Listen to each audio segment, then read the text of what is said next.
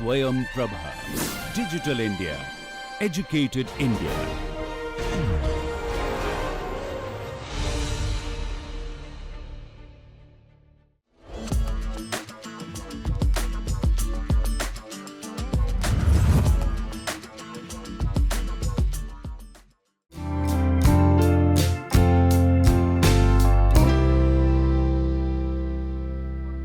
Namaskar. Today's interaction is not just with an institution having a very active Institutions Innovation Council IIC, but with a model that is quietly redefining responsibility within the innovation ecosystem. At a time when conversations around innovation often remain confined within campuses, this institution has taken a meaningful step beyond its boundaries, reaching out to schools, nurturing young minds, and strengthening the innovation and entrepreneurship ecosystem at its very foundation. They started supporting 3 schools under IICATL Mentorship Linkage Program, now supporting many schools. This initiative stands as a powerful example of how higher education institutions can evolve into true enabler of change, shaping future innovators much earlier in their journey. Through this interaction, the focus will be on understanding the institution's approach, its journey, and the impact it is creating so that this story can inspire many more institutions across the country. With this, it is a privilege to introduce today's guest, Sharath SM, IIC convener at Kerala University of Digital Sciences, Innovations and Technology, who has been instrumental in driving these efforts and setting this example through action. Welcome, Sharath ji. Thank you.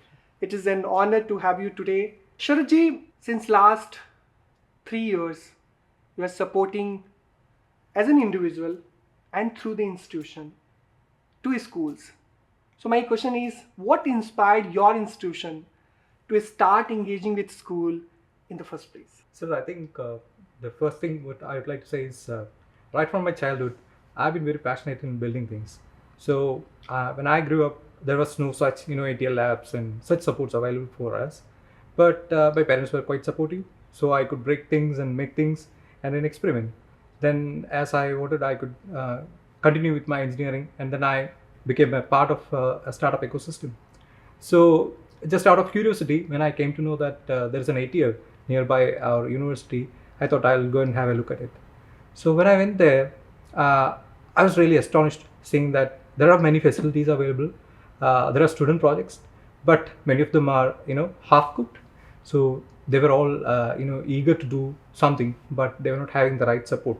So I thought I could see myself, the younger myself, in those little children.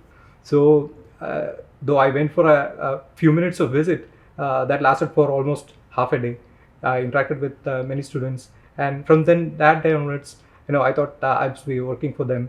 And when I came back and told about this to my higher officials, my vice chancellor, he was very supportive. He wanted this to be taken ahead. So that's the point where we started this engagement with schools. So Sharath ji, how do you define the role of higher education institutions in strengthening the school level innovation ecosystem? So when I see we have a responsibility as a higher education institution. We do have the responsibility to extend as much of support as we can, because unless we handhold those little children, we may not have the pipeline of innovators. So that's very much essential, and that needs to be done by the higher education institution. So I believe it is a responsibility for the higher education institutions to support schools to nurture innovation right from the very grassroots level from a very young age. And this is very important because when we are talking, we are having lakhs of schools in India who are offering education starting from class 6 onwards. And if nearby higher education institutions, if they are hand-holding, they are providing some supports, I think they will do wonders. And no doubt, those schools who are having ATLs right now, 10,000 schools are having ATLs, and in the upcoming years, we will have a 50,000 more ATLs as approved by Union Cabinet. So I think their educational institutions' role will be much bigger, much like a larger, and institutions like you will play a very critical role. So my next question is, what kind of activities or interventions are you conducting with school students, with the teachers currently? So we don't have a very fixed plan as such.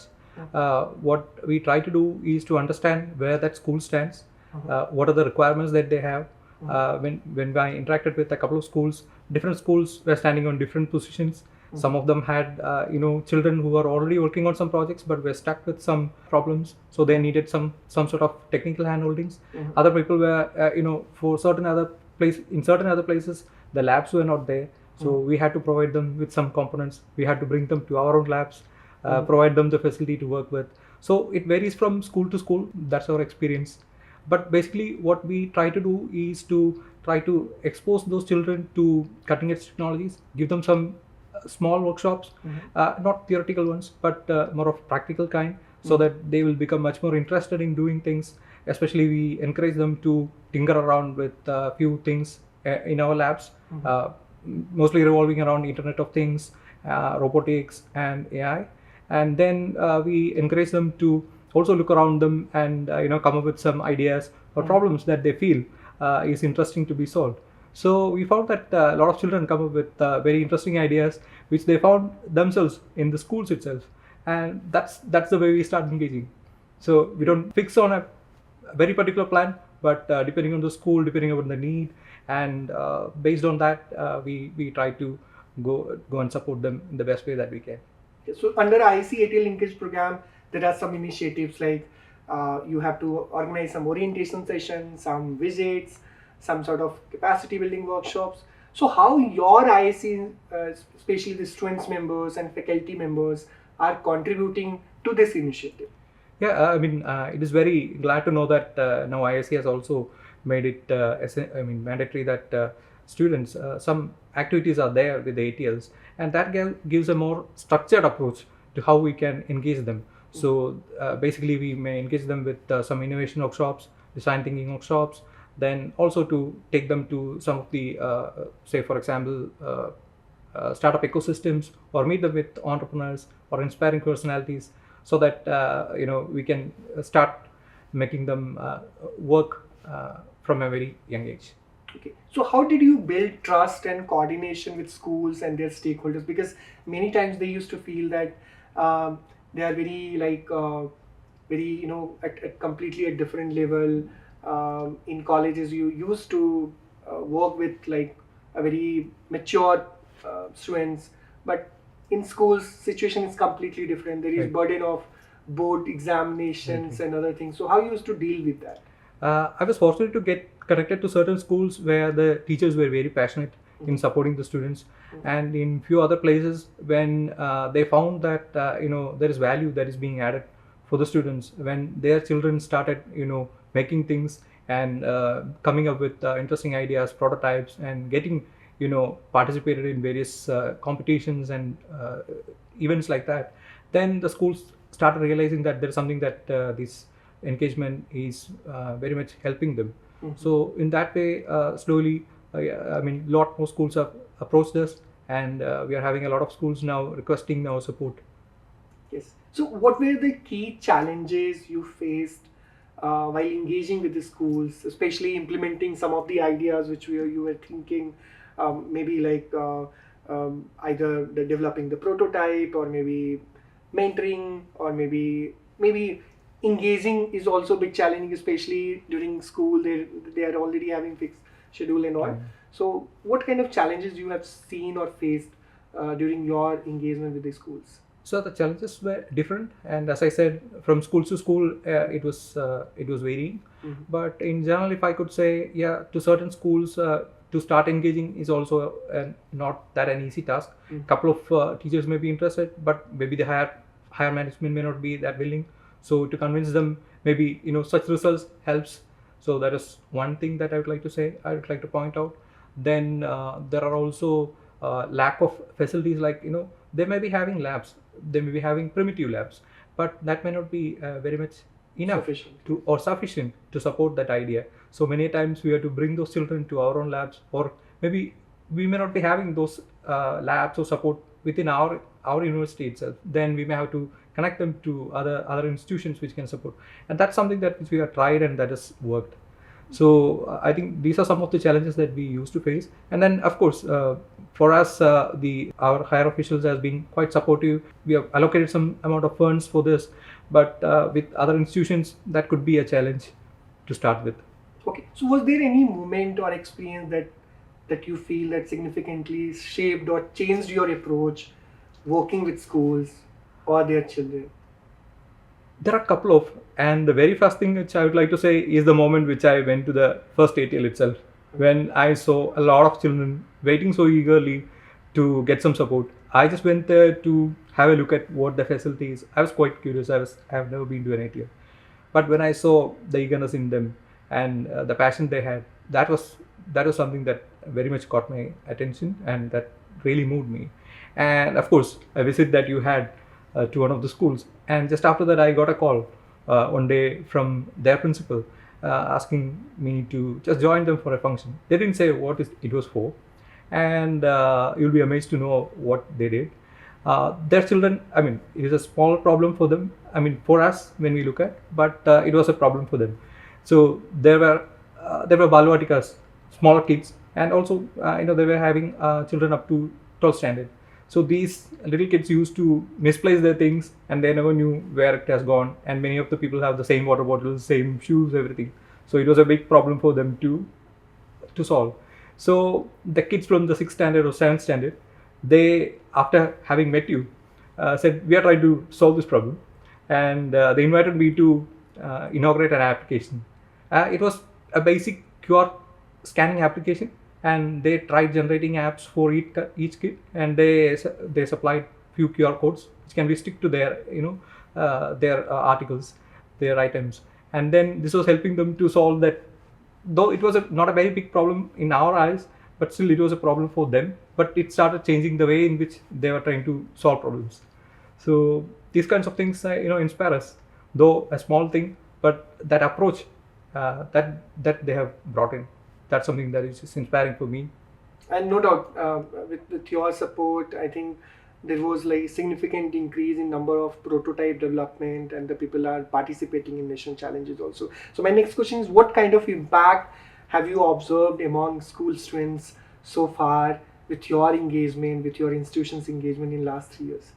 Yes, sir. As you rightly said, if we look at the impact, it would be like the ideas getting translated to working prototypes, and when these working prototypes becomes quite meaningful, and they become part of challenges and events like VBB, the Buildathon, and there are many other challenges like Young Innovators Program, and also regional competitions being held. When students start participating on that and becoming winners, that's something that which we can really count on, and this in fact is inspiring other children also to be part of such initiatives. Great. So as in higher education institution, when we used to support any school, when we used to work with school innovators, it's more like a future investment. It's more like a nurturing young minds, so that they are not feeling that I was not aware during my school days, and I'm getting all such kind of exposure or information during my college days, where like I'm having another type of challenges in front of me. So could you please share one or two stories that truly capture the essence of this initiative, where it's like more like a not only hand-holding someone, not only helping someone to develop some prototype, but doing something beyond?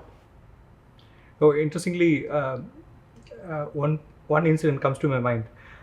In fact, our engagement with the schools is not just 3 years old; it's Yes. close to a decade old. Oh. So back in 2014 or 15, we had conducted some workshops. I still remember about a kid for whom we conducted it for about 50-60 children across Kerala. They came over there. We had some funding, so we conducted some workshops. It was a pure hands-on workshop, an Internet of Things workshop at that time, because we had an Internet of Things lab established back in 2014 in our campus. So as an outreach program, we thought of introducing this to the little kids. So basic electronics with some kind of hand-holding things were done. So one of the kid who was part of that recently came and met me. He in fact was in touch with me for a couple of years after that, but then we lost contact with him. But he came back, and he was actually working with one of our national institutions as a researcher, doing some chip design. So that's a kind of impact I see. So he said we distributed, I mean, all the components that we bought for that day, for that workshop, were distributed for that kids. So he said, I still have those kits and components, and that inspired me to continue working on those. And we had similar stories with other kids as well. Okay. So it's like these kind of impact stories, maybe we will not be able to see right now, Yeah. or maybe immediately after our intervention, especially with the school children. But like I said earlier, that it's more like a future investment, and we will see its impact in a much larger manner in maybe a couple of years. So like we discussed like how one institutions or maybe a group of individuals can support schools and get benefit, like not only in terms of helping them in terms of mentorship and developing prototype, or helping them to compete in any sort of national state level competitions, but do you think that this whole initiative or this whole engagement between school and college is somehow benefiting institution or their students? What was your experience so far? Like, Yes, definitely. I must say it does. As you said, we are building a pipeline of innovators, and definitely we'll be having some of these children very much interested and passionate coming back to our own institutions or other institutions, but they're going to anyway contribute to our country. So that's one of the most important things that I would like to emphasize. And other thing is that we see some very unique and genuine ideas which we have never thought of coming out from the children, and then that inspires our own kids and our researchers to also start working on. These are some of the intellectual outputs that I have seen. great. So are you tracking any specific outcomes or indicators to measure impact? So the number of events to which the students start participating, and that's one of the key indicators that I see which has increased. Okay. So earlier they were hardly participating in any of the even regional or state events, but they have now started participating in state, regional, and even national level events, and even in fact they have started winning. So this in fact inspires other children also to be part of such initiatives. Great. So Ministry of Education's Innovation Cell at AICTE is doing so many activities for the schools, starting from having a dedicated policy for schools, having a school innovation council across India, having dedicated training program for the teachers under school innovation ambassador training program. All such kind of initiatives are here to support. But we were discussing about how higher education institutions may play a critical role in hand-holding and supporting and nurturing future innovators. So what advice would you give to other IC institutions who really want to start similar kind of efforts or initiatives? It's not all about only supporting to schools having ATLs, but to any schools in their periphery. So what kind of advice you would like to share? So as you have rightly said, many of the schools which do not have an ATL are the schools that require more support, because anyway a school having an ATL will be having a lab at least. So with some kind of an effort they can start working. But with non-ATL schools, yes, we need to open up maybe our own labs, try to spend some time with them, try to give them opportunity to come and work with your own labs or your own children. So that's one way that you can start engaging. So primarily what I would like to suggest is the institutions should look around the institutions, the schools that they have in their periphery, and find out what are the requirements that these schools have. It will be unique and different. That's what our experience is. And try to have a small team within your institution, because as one or two people we may not be able to support.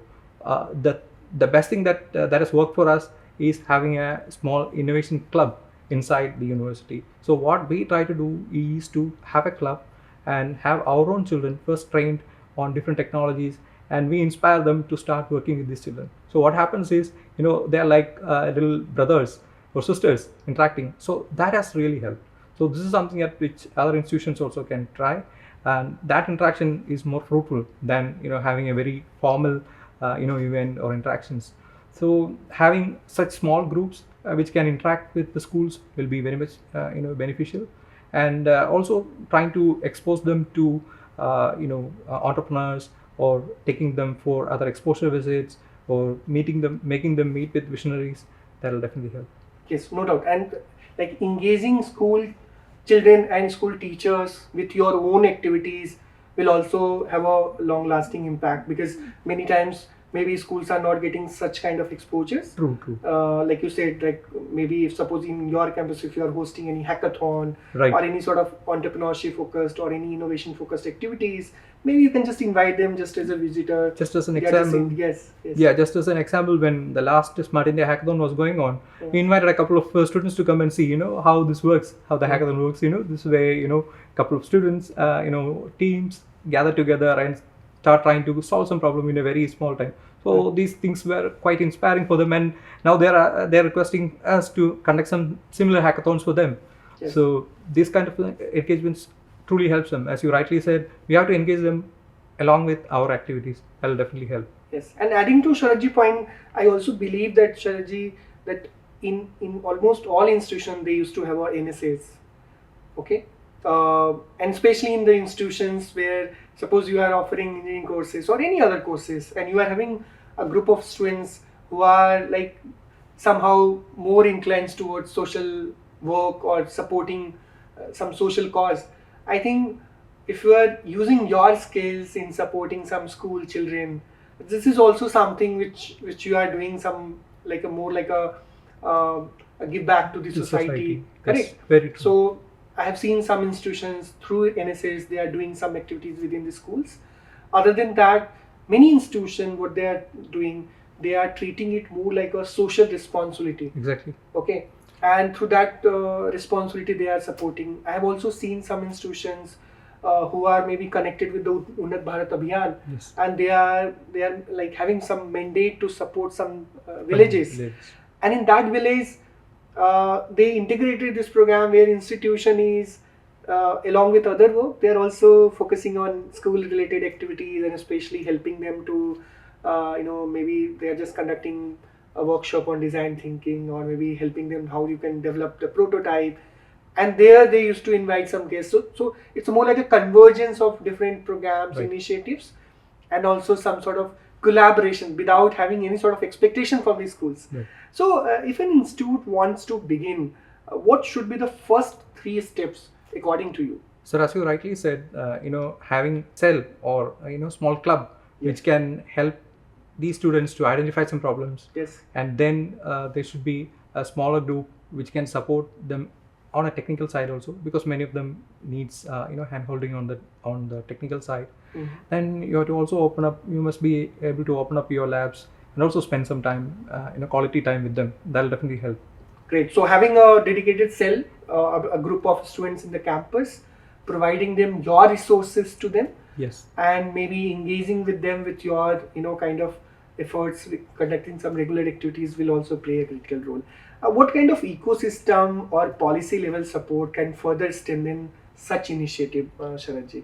Sir, I have already seen that IIC has now included some of the activities as part of calendar events. So that will definitely help, because anyway that'll start engaging, that'll make the higher education institutions start engaging with the schools. Mhm. That is there. Then other than that, sir, maybe for the deserving institutions, they may be requiring some kind of financial help as well. So if some kind of financial help can be extended, that will also be very much helpful. On a case to case, that can be provided. Yes. And when Sharadji is mentioning about the financial help, means many times students they want to develop some prototype to just participate in national level competitions, but maybe they are not having such equipments, and maybe school is not having such kind of bandwidth or maybe resources to maybe acquire it. So there's institutions can step in. Yes.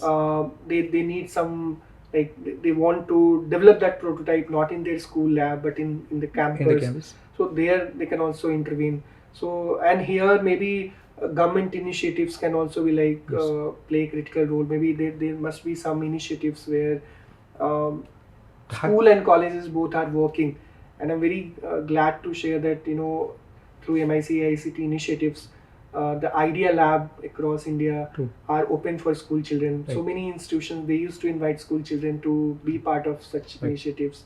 So Idea Lab is one of the, like these days so many boot camps are being conducted across India, and all boot camps are being conducted in higher education campuses. So this is also something.